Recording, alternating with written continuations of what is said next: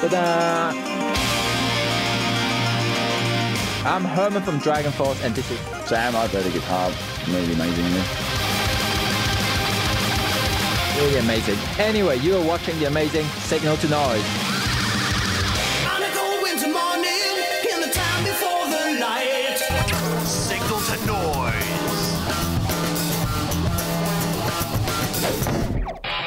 He's out, we're in. Signal to Noise is back and looking better than ever. This week we got an exclusive interview with an international metal band that you will definitely not want to miss. But first, it's all about the local yokels and what sights and sounds you can plan on taking in on this side of the perimeter. The historic and oftentimes hysterical Royal Albert Barroom plays host to a triad of top talent in the months to come, including a gig on the 5th of February with Canadian punkers Gob, backed by local Lugan's Hi-Fi Drive and No More Heroes. Friday, March 13th, punk rock shockers The Creep Show creep back into town, this time backed by the Resignators. While on the 14th, the very next night, Destruction causes all sorts of, well, destruction with Crazian and Mantic Ritual. All tickets for those shows can be had at the door of the Royal A the night of the shows, or you can go all crazy-like and do something responsible like hitting up ticketworkshop.com nice and early for all your ticket needs. And we ain't done yet, people. Diving headfirst into some shows at the zoo in the upcoming weeks, brought to you by the Green Bros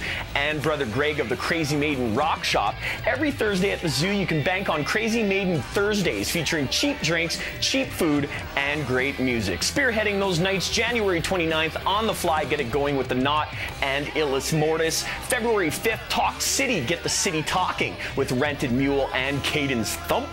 While on the 31st, just a few days earlier, Red Seed plants their feet on the zoo stage right after the Pushing Daisies and Steeplechaser. And we will wait no longer, my friends. It is time once again here on The Noise to unleash a beast in the form of a full-length exclusive interview with Sam Totman and Herman Lee of UK power metalers Dragonforce. The boys joined us here on the show right before kicking the collective heinies of all in attendance at the Burt a couple weeks back. And if you know me personally, then it'll come as no shock or surprise that I forgot to press record the first time through our sit-down.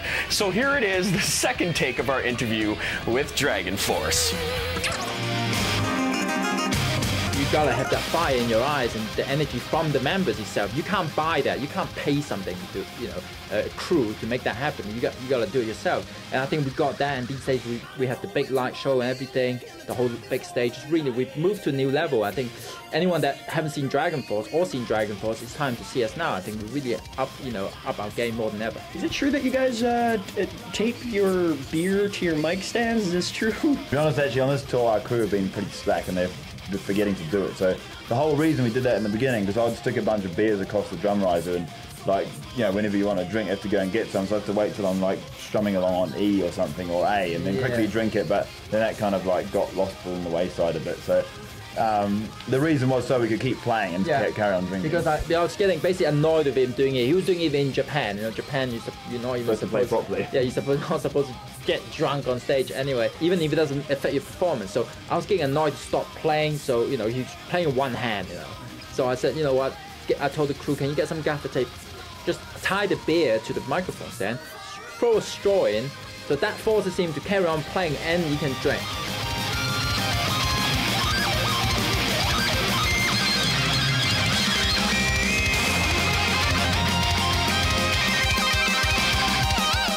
Obviously, the war, the economy, all that stuff, people going on about it, like people losing jobs and stuff. Our music is definitely, the opposite. It's definitely uplifting and triumphant and cheer you up. So I think if it's time for Listen Dragonforce, it's the right time now. And actually, any time, because, even the best of time, there's always up and downs in people's lives. So, I think it was like when you're happy, you want to listen to something happy because it makes you even more happy. And if you're sad, you listen to something happy and it makes you less sad. So, there's never a bad time to listen to us. Yeah.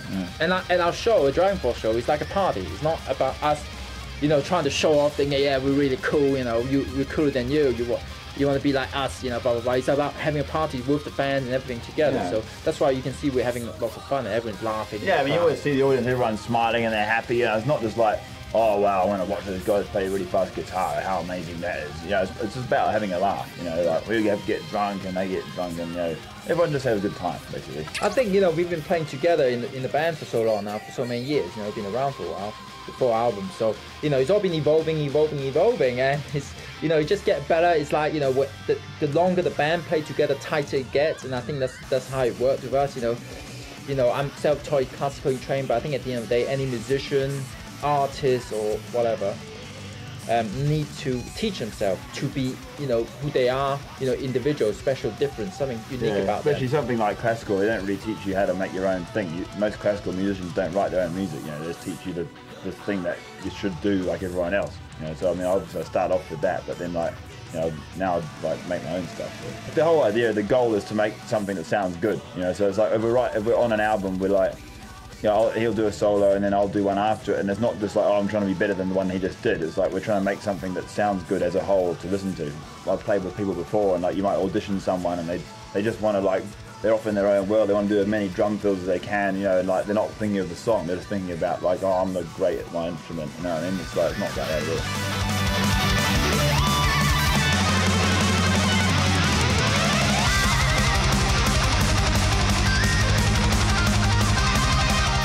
Since the second album, Sonic Firestorm, everything is kind of related to our lives or something around the world that's happening.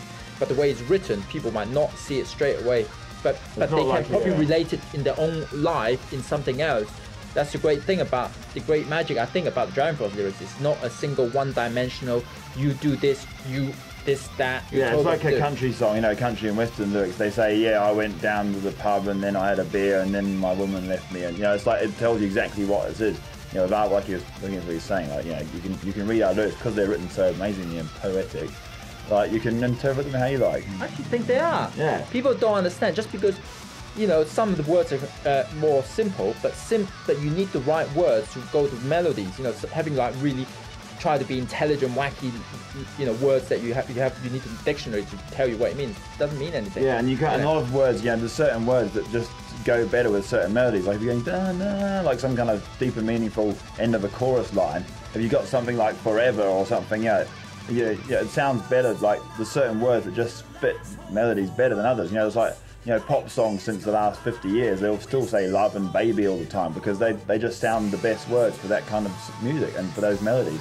So, you know, it's like people go, oh, Dragonforce always say forever, tonight, fire and flames like 20 million times. But like, there's actually a reason for it. You know, it's not because we're being lazy. It's like they're the best words to use for those certain moments. Our first album, we actually did sing about warriors and swords and dragons, so we kind of got ourselves to blame. But, you know, and that's just the way the band evolved. You know, like, you know, we realised after the first album, you know, we didn't want to sing about warriors and dragons anymore. We had better ideas, you know. And, you know, that was cool at the time. But then obviously we still called Dragonforce, so people are going to make up their own mind and go, yeah, okay, they're like fantasy nerds. I've never played Dungeons and Dragons in my life, actually. How many sided dice is it? No, I honestly got no idea. I'm sure it can be fun, but you know, it's not what we do, you know, it's cool people. Well, actually, the funny thing is, I used to go, me and my friends used to go and pick on the like guys at school that would play Dungeons and Dragons. We go and like push their boards over and stuff. So, there you go. What a bully. Yeah. I bet those guys can beat you up. Yeah, and they probably got a really good job and they work in a bank or something, so they're laughing at me.